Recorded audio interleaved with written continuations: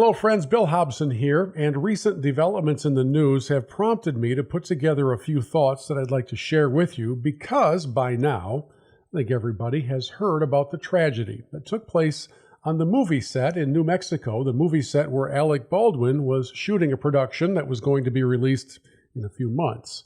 And on that movie set, somehow, the investigation as I speak is still unfolding, somehow a prop gun that was supposed to just fire blanks had a real bullet in it. And unfortunately, it killed a member of the crew and severely injured another person on that crew. And Alec Baldwin was the one who fired it. Not here to impugn the motives of Alec Baldwin. I have no doubt this was supposed to be something that went off as it did thousands of other times with a prop or a blank in the gun. But that's not what happened. Someone lost their life. And I'm reminded of a couple of important moments throughout the past several years involving Alec Baldwin.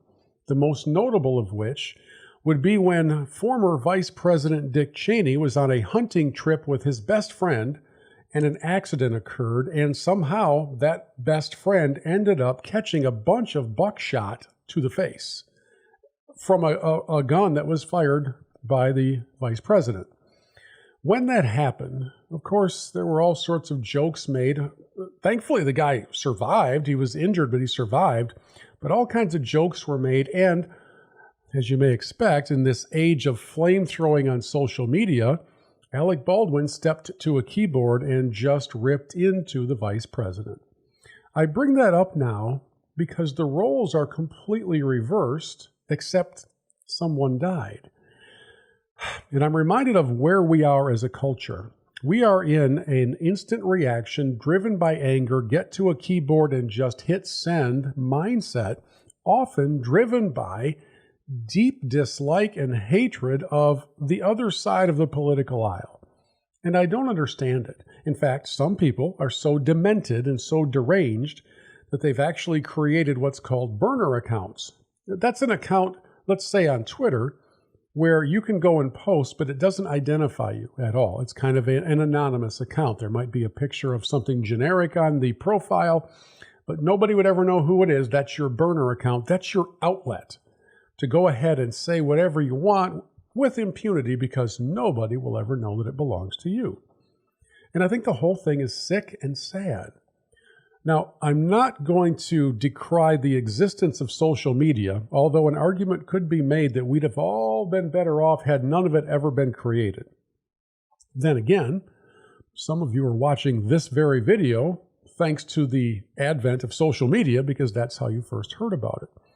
So could I please share with you a few thoughts about the Alec Baldwin situation and how it applies to all of us? First of all, before you head to the keyboard to type out some judgmental tweet or Instagram post or Facebook diatribe that goes 7 paragraphs long, could I encourage you to switch roles for a moment with the person you're about to rip? Just switch roles and ask yourself, how would I like to be on the receiving end of what I'm about to type? You know, when Alec Baldwin wrote those things about the vice president years and years ago, I guarantee you he didn't think about what might happen in the year 2021 if I accidentally shoot someone that I care about. Never gave that a thought. Because when you're driven by passion, when you're driven by hatred, when you're driven by vitriol just because of someone's political party affiliation, you don't stop and think about anything. So number one, just switch roles for a little bit. Number two, if you've switched roles and you still feel like I've got to get this out because this is going to make me feel better, it's going to put that person in their place, wait 8 hours. Go ahead and type it up. Maybe put it in your notes section of your phone where you can always copy and paste it in if after 8 hours you still think it's a pretty good idea. Give it 8 hours and see if you calming down might change the importance of that message. I want you to remember something. When you go after someone on social media, yeah, I guess it feels okay for a little while, but before too long, it really makes you look quite small. And waiting those 8 hours could very well save you some embarrassment. Number three, admit when you get it wrong. I highly doubt that we'll see any retractive tweets from Alec Baldwin regarding his criticism of Dick Cheney and the hunting accident.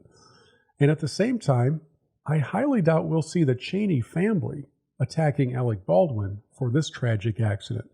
Because when you take the time to think, or when you're a thoughtful person versus an emotional reactionary person, you don't get caught in these awkward moments, these binds where what you said years ago is now being thrown back at you by people who knew that at some point or another the roles would be reversed. Friends, here's my hope. My hope is that whatever your social media level of involvement may be, that you'll let the vitriol go.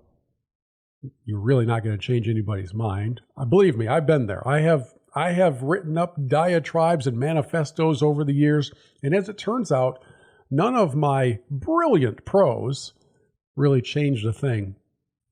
And so as we look at what's happening in the Alec Baldwin situation, what he's going through now and how he reacted when someone else was going through it years ago, my encouragement to you is don't be Alec Baldwin.